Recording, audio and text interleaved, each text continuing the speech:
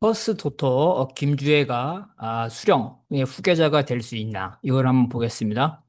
먼저 핵무장 국가로 인정받고 경제 발전을 실현하려는 조선의 전략을 보겠습니다.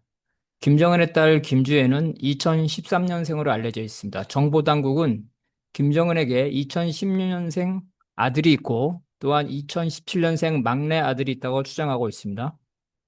그러니까 김주애보다 3살 위에인 남자애가 있다는 거죠.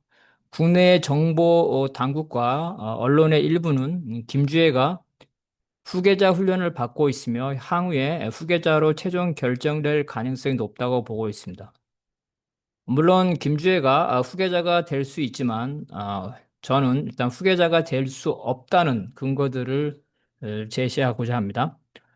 북의 후계자 문제는 수령 체제인 조선의 국가 전략의 배경에서 이해해야 합니다. 건국 이후 조선의 국가 전략은 인민 생활의 향상과 국가 방위였습니다. 이것이 김정일, 김정은 시대의 핵무력과 경제 발전의 병진 노선으로 나타났습니다. 현재 김정은 시대에 조선은 핵무력의 완성을 선언하고 이미 2017년인가 18년에 선언했습니다. 인민 생활의 향상을 제1의 우선의 목적으로 삼고 있습니다. 여기서 핵무력의 완성은 북미 전면전을 억제할 수 있는 전략 핵무기의 완성, 대륙간 탄도미사일이죠.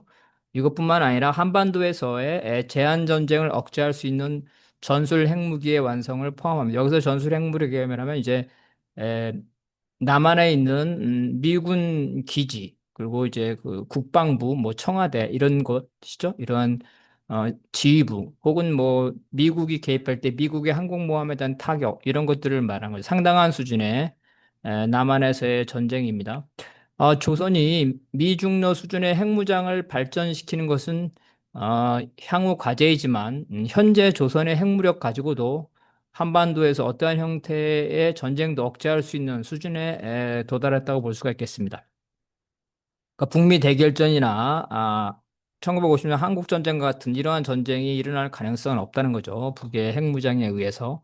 이후에 과제는 이제 핵무력의 고도화와 전술핵을 사용하기 어려운 수준의 국지적 도발을 억제할 수 있는 수준의 고도의 재래식 무기의 개발과 배치입니다. 이러한 상당한 규모의 전쟁이 아니더라도 이제 국지적 도발이 있겠죠. 충돌. 이에서는 재래식 무기가 중요하기 때문에 이제 재래식 무기까지도 어느 정도 고도화해서 한미의 국지전 도발을 억제하겠다. 뭐 이런 것들이 이제 북의 생각이고 최근에 구축함을 아, 개발해가지고 배치하는 것도 이런 거로 볼 수가 있겠습니다.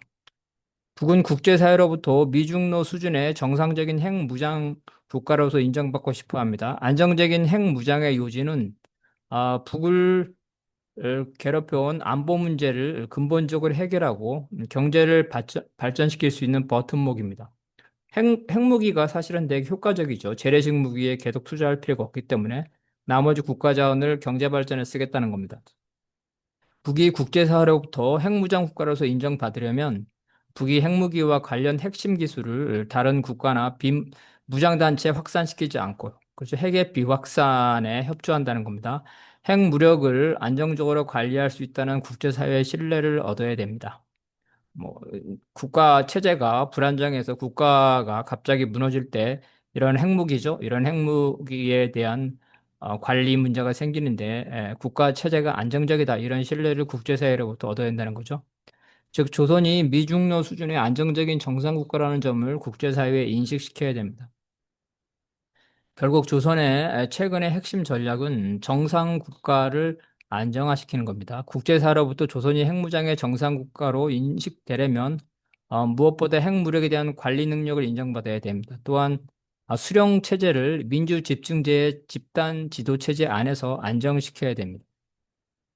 김정인 시대에 이미 노동당 당대회와 중앙위원회 회의를 정상화시키는 등 수령 체제를 집단 지도 체제와 순기능적으로 결합시키려고 하고 있습니다. 조선이 그동안 관례적으로 해왔던 수령의 신년사를 하지 않고 당 중앙위원회 신년사로 대체한 것도 수령 체제와 집단 지도 체제를 조화시키려는 의지로 봐야 합니다. 조선은 이제 중국 수준의 사회주의 법치에 이르지 못했지만 당과 국가의 관계도 안정시키는 작업을 하고 있습니다. 당과 국가의 역할을 구분하고 당이 국가를 지도하되 당이 국가를 대체하지 않는 것입니다. 이러한 방식은 국가가 행정을 담당하고 국가가 행정상 실수를 하더라도 당이 행정부의 오류를 수정하는 지도적 역할을 함으로써 당에 직접 행정을 하는 그러한 부담을 덜어줍니다. 이러한 메커니즘 안에서 당은 언제나 무오류이고 국가 행정이 실수를 해도 당은 언제나 인민의 편에서 그 오류를 잡아준다는 측면에서 당의 권위를 보호하는 것입니다. 당이 언제나 인민의 편에서 인민을 보살핀다는 당의 어머니상을 강화시키는 것이기도 합니다. 이러한 정상국가의 이미지 구축과 퍼스트 레이드, 퍼스트 도토라는 최근의 현상을 보겠습니다. 수령체제의 핵심인 백두 혈통에 대한 자애롭고 친밀한 이미지를 구축하는 것도 이 정상국가 전략의 일환입니다. 과거와 다른 것은 이러한 지도자 상의 구축이 국내뿐만 아니라 국외에 대해서도 선전되고 있다는 것입니다. 즉, 핵무장 국가의 지위를 국제사회로부터 인정받고 싶은 조선의 정상국가 전략은 대외적으로 조선이 안정되고 친밀한 이러한 국가 지도 체제를 가지고 있다. 그렇죠? 그래서 이러한 이미지를 대외적으로 과시하는 겁니다. 먼저 여성 지도자가 부각되는 국제사회 조류에 부응해서 조선에도 여성 정치인이 의도적으로 부각되고 있습니다. 외교에는 처선이, 의전에는 현성월이 국제사회에 자주 노출되는 것도 이러한 배경에서 이해해야 됩니다. 백두혈통의 여성 정치인으로서 김여정의 활약은 수령체제와 정상국가의 상징적 결합이자 국내외적 선전 효과를 극대화시키는 사례라고 볼 수가 있겠습니다. 수령이 가족이 부상되는 것을 단지 후계자 구도에서 이해해서는 안 됩니다. 사회주의 국가에서 퍼스트 레이디, 영부인이라는 개념은 지금까지 없었습니다. 중국이나 소련을 보더라도 영부인을 내세우지 않죠. 하지만 이설지는 서방의 퍼스트 레이디로서 화려하게 등장했습니다. 김정은과 이설주가 팔짱을 끼고 대중 앞에 서는 것은 국내뿐만 아니라 국제적으로도 조선이 정상적이고 안정적이며 친밀하다는 이미지를 구축해왔습니다. 또한 트럼프가 자식들을 내세우듯이 김정은 역시 김주애를 내세우고 있는데 이는 서방의 지도자 정치에서 자주 부각되는 퍼스트 도터, 영예죠. 영예의 이미지입니다. 과거 이제 박정희 때 박근혜죠. 이런 이미지를 많이 활용했습니다. 우스갯소리지만 조선 인민의 삶이 윤택해지고 애완견을 키우는 시절이 오면 아마도 퍼스트 독이 등장할 수도 있습니다. 김지우의 부상은 일단 퍼스트 도토의 측면에서 봐야 하고 수령의 후계자로서의 훈련인지는 추가적으로 더 검증해 봐야지 지금으로서는 속단할 수 없습니다. 수령체제의 후계자론을 통해서 김주애의 지도자 가능성을 살펴보겠습니다. 조선에서 수령은 오로지 김일성뿐입니다. 김정일과 김정은은 수령의 후계자일 뿐입니다. 다만 수령과 그 후계자를 집단적으로 수령이라고 부르는 경우가 있지만 김정일이나 김정은 개인을 수령이라고 부르지는 않습니다. 조선에서 김일성 수령의 후계자가 되는 것은 주체 사상과 수령론에서도 보듯이 국가적 차원의 이데올로기 문제이자 정치, 군사적 현실 문제입니다.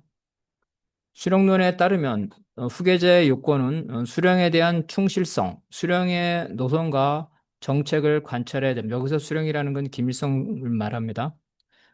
두 번째로는 비범한 사상적 애지와 뛰어난 영도력, 그리고 고매한 공산주의적 덕성, 지도력이죠. 지도자로서의 자질. 세 번째로는 공헌과 업적으로 인민들 속에 절대적인 권위와 위신을 가지고 있다. 그러니까 업적이 있어야 되는 겁니다. 뭐 김일성의 경우에는 이제 뭐 당, 국가, 군대죠. 이런 것들을 창건했고, 어, 김정일이죠. 김정일에게는 이제 주체 사상이죠. 주체 사상을 그 정립을 했죠. 그리고 이제 김정은의 경우에는 이제 핵무력을 완성을 했고, 마지막으로는 이제 세대 교체. 세대 교체라는 거는 형제 간의 권력을 주지 않는다는 겁니다. 왜냐하면은 권력의 교체는 상당히 중요하고 권력 교체가 자주 일어나면 안 되기 때문에 한 번 권력이 교체되면 30년, 40년 동안 유지돼야 되기 때문에 형제 간은 안 되고 부모와 자식 간에 즉 세대 교체론이라는 겁니다.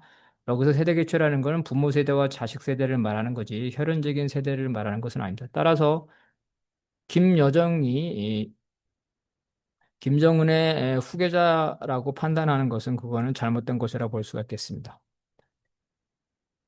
과거에 보도 김일성이든 김정일이든 김정은이든 이러한 형제죠. 형제끼리의 권력의 공유나 권력의 승계는 절대로 이루어지지 않습니다. 김주현은 현재로서 세대교체의 요건만 충족했을 뿐입니다. 김정은의 업적과 공헌은 당연히 김정일의 노력을 계승한 핵무력을 완성한 것입니다. 핵실험은 김정일 시대에 있었지만 핵무력을 완성한 건 김정은입니다. 김주애도 후계자가 되려면 이러한 업적과 공헌이 있어야 됩니다. 김정일은 성군 정치, 이 김정은은 인민대중제일주의와 같은 사상 노선을 제시했는데 김주애도 이러한 업적과 공헌 이외에도 사상 이론적 영도력을 입증해야 합니다. 여기서 가장 중요한 것은 수령에 대한 충실성이라고 볼 수가 있겠습니다. 그런데 이 충실성을 구체화한 김일성 체현론에 따르면 수령의 후계자는 김일성 수령의 모든 것을 체현이죠. 비슷하게 해야 된다는 겁니다. 이것이 이제 김일성의 충실한 것이라는 겁니다. 김일성 체현론과 깊은 연관을 가지고 있는 것이 이른바 혈통 계승론입니다. 혈통 계승론에 따르면 김일성이 당 건설과 혁명을 개척하고 이끌어가는 노정에서 창시하고 발전시킨 모든 혁명적 제부, 혁명적 능력이죠. 이러한 것들이 혈통이라고 합니다. 그러니까 여기서 말하는 혁명적 능력이죠. 김일성 다움의 능력. 이것이 혈통이라는 겁니다. 이 철학적인 혈통, 그죠? 육체적인 그런 혈통을 말하는 게 아니라 김일성 다움이죠. 김일성 다움을 계승하는 것. 이것이 바로 혈통이라는 겁니다. 즉 생물학적 혈통이 아니라 김일성의 사상과 이론, 혁명 업적, 투쟁 경험, 사업 방법을 이어받는 것입니다. 김일성 체현론은 후계자의 김일성 다움을 요구하는 겁니다. 그것이 혈연이든 혈연이 아니든 김일성 다워야 된다는 거죠. 여기서 김일성 다움은 단순히 사상이나 사업 작품의 문제가 아니라 실제로 외관상 김일성 다움을 의미합니다. 진짜 김일성이 연상되듯이 외관상 비슷한 용모와 행동 거지를 해야 된다는 것입니다. 따라서 김정일과 김정은은 젊은 시절에 김일성이 연상되는 그러한 풍채, 의복, 말투, 흡연을 비슷하게 연출하고 있는 것도 이러한 이유 때문입니다. 의도적으로 일정하게 김일성이 연상되시 풍채가 좋게끔 살을 찌는 거죠. 머리 스타일도 비슷하고 담배 피는 것도 비슷하고 의복도 비슷하게 입는다는 것입니다. 그래서 외형상 김일성과 유사하게 보여야 된다는 거죠. 김주애가 후계자가 될 때 생기는 문제들을 보겠습니다. 김주애는 여성이므로 당연히 외모상 김일성을 체현할 수 없습니다. 김주애는 그냥 혈연적으로 백두혈통일 뿐 김일성의 화신이 될 수 없는 것입니다.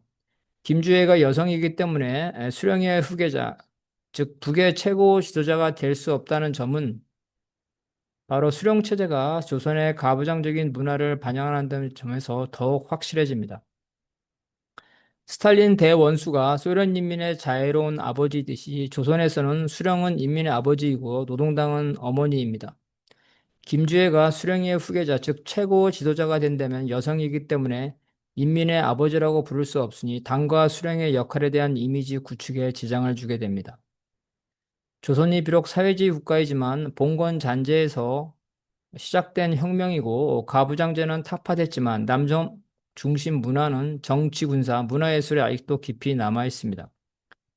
인민이 화목한 가정을 이루듯이 수령이나 수령의 후계자도 결혼을 해서 가정을 이루고 자식을 낳아야 합니다.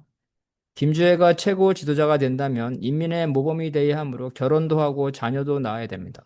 서방과 달리 조선의 최고 지도자는 청년기부터 노년기까지 당과 국가 인민을 책임져야 되는 자리입니다. 김주애가 최고 지도자가 된다면 임신과 출산, 육아의 부담은 국정에 심각한 영향을 미칠 수밖에 없습니다. 김주애가 최고 지도자가 될 때 그 남편의 존재도 수령 체제의 혼란 요소로 작용합니다. 조선의 가부장적 문화와 최고 지도자인 남편의 지위는 서로 어울리지가 않습니다. 최고 지도자의 남편이라도 수령의 후계자인 최고 지도자, 즉 김여정의 남편은 김여정에게 절대 복종해야 됩니다. 북에서는 이인자라는 개념이 없습니다. 최고 지도자와 나머지만 있을 뿐입니다. 조선에서는 수령론에 따라 후계자가 아닌 혈통이나 가족은 최고 권력에서 철저히 배제됩니다. 뭐 동생이나 가족이라 그래서 이인자가 될 수 없습니다. 김정은의 삼촌인 장성택이 숙청된 것도 수령론에서 일탈하여 장성택이 이인자 행사를 하려고 했기 때문입니다. 형제도 수령의 형제라도 권력에서 배제됩니다.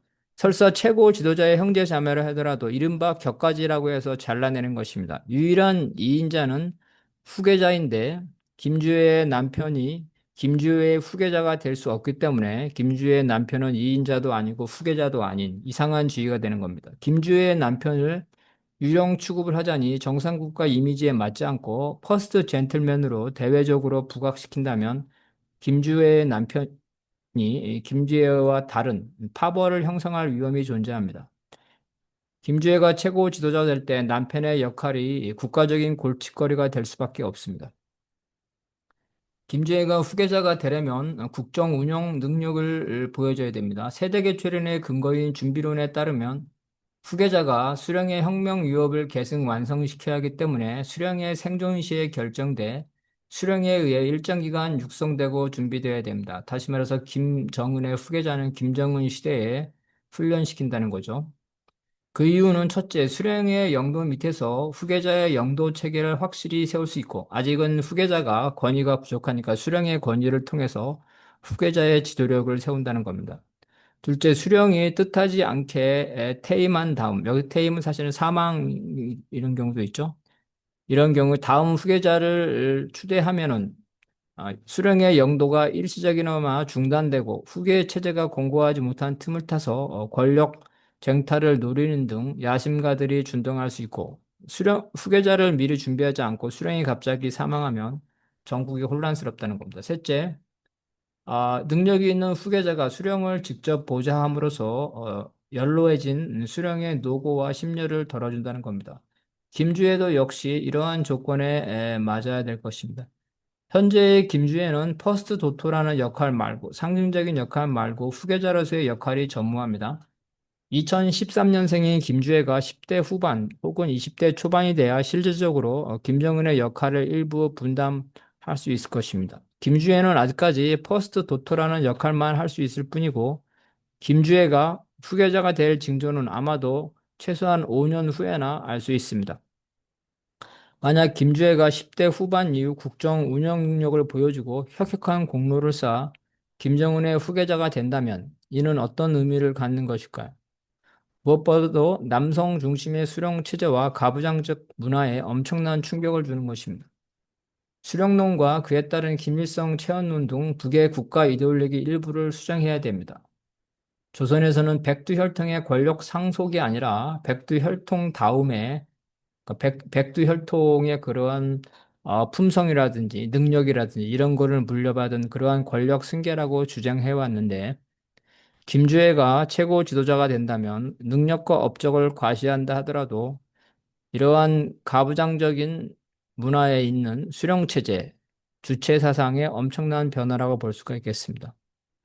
다시 말해서 김일성 다음에 의존하는 이런 수령체제의 변화라는 거죠. 이러한 지도체제의 변화가 성공하지 못한다면 김일성의 절대적 지도력에 의존하고 있는 수령체제가 위기에 빠질 수도 있습니다.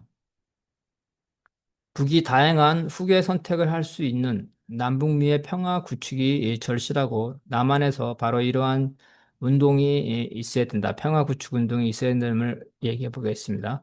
김일성, 김정일은 항상 국제사회가 조선을 어떻게 인식하는지 주목해 왔습니다. 김정은은 더 그렇죠. 스위스 등 해외에서 유학을 해왔으니까 국방 문제와 민생 문제를 근본적으로 해결하여 조선이 국제사회에서 정상국가로 우뚝 서기를 갈망하고 있습니다. 최근 남북이 각 두 개의 국가다. 더 이상 통일을 얘기하지 않겠다. 이러한 주장도 조선을 괴롭혀온 남북미 대치와 통일 문제를 전혀 다른 관점에서 현재의 남북 분단을 정상적인 상황으로 전환하려는 몸부림으로 봐야 합니다. 북 자신도 현재의 빨치산 사회주의, 전시 사회주의라는 이러한 긴장된 운명이죠. 북미 간의 대결전이고 사회주의 연대가 무너진 후 북이 혼자서 살 수밖에 없는 그러한 극단적인 상황에서 빨치산 사회주의, 전시 사회주의라는 게 벌써 해방 이후 지금까지 유지되고 있다는 겁니다. 수령체제, 백두혈통의 권력 승계는 이러한 조선의 긴장된 운명, 전시사회주의라는 이러한 운명이죠. 이러한 운명의 결과물로 볼 수 있습니다. 북은 한반도에서 긴장의 불운이 제거될 때, 즉 한반도 평화죠. 한반도에서 완전한 평화가 와서 전쟁 위험이 사라질 때 수령체제라는 전시사회주의도 승리적으로 스스로 청산하겠다는 그러한 포부죠. 그러한 포부를 비록 내면이지만 가질 수 있다는 거죠. 김정은이 구상하고 있는 미래의 조선은 전쟁 위험도 없고 민생도 해결되고 모든 것이 안정된 선진국의 모습이라고 볼 것입니다. 그런 미래에서 김정은과 그 지도 세력들은 언젠가는 수령 체제를 사회주의 집단 체제로 전환할 의도를 가질 수 있습니다. 현재 중국이든 베트남이든 쿠바든 이러한 집단 지도 체제를 유지하고 있는데 북의 경우에는 이러한 특수한 집단 지도 체제죠. 집단 지도 체제 상당히 일탈했다고 볼 수 있습니다. 수령 체제, 1인 통치 체제이기 때문에 사실 김정은 체제에서 그런 기미가 아주 조금씩이나마 보이고 있습니다. 수령을 내세우기보다는 당과 국가를 내세우는 경우가 많아지고 있습니다. 정상국가라는 구상에서 김정은은 지금과는 다른 권력 승계를 고민할 수 있습니다. 그것은 단순히 김주애가 후계자가 되느냐의 문제가 아니라는 것입니다. 예를 들어서 백두혈통이 아닌 후계자죠. 백두혈통이 아닌 후계자를 내세울 수 있고 또 다른 방면에서 어떤 후계자가 지금처럼 한번 후계자가 되면 죽을 때까지 최고 지도자가 되는 것이 아니라 어떤 임기제의 후계자도 고민할 수도 있고 다양한 것들을 고민할 수 있다는 겁니다. 대한민국 특히 남한 민중의 입장에선 동적인 조선, 북이 전시사회주의 운명에서 벗어나 다양한 선택을 구상할 수 있도록 전시사회주의의 이러한 조건들이죠. 이러한 조건들을 제거할 필요가 있습니다.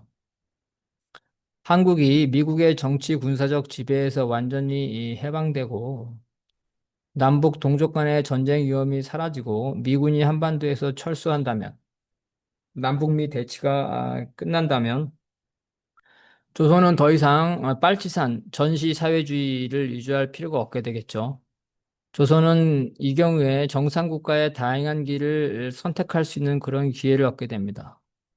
그럴 때 이 수령 체제는 필수 불가피한 것이 아니라, 즉 조선에게 강요된 운명이 아니라 그 수령 체제를 다시 한번 제고할 수 있는 다른 체제도 고려할 수 있는 그러한 상황이 된다는 것입니다. 그래서 결론적으로 북이 자신의 체제를 탄력적으로 운영할 수 있도록 현재 한반도에서의 경직적인 전쟁 위협이죠. 남북 및 대치 사업 이러한 상황을 극복해야 되고 우리 이 남한 민중의 입장에서는 우리 남한 대한민국의 평화를 위해서 또 한편으로는 북이죠.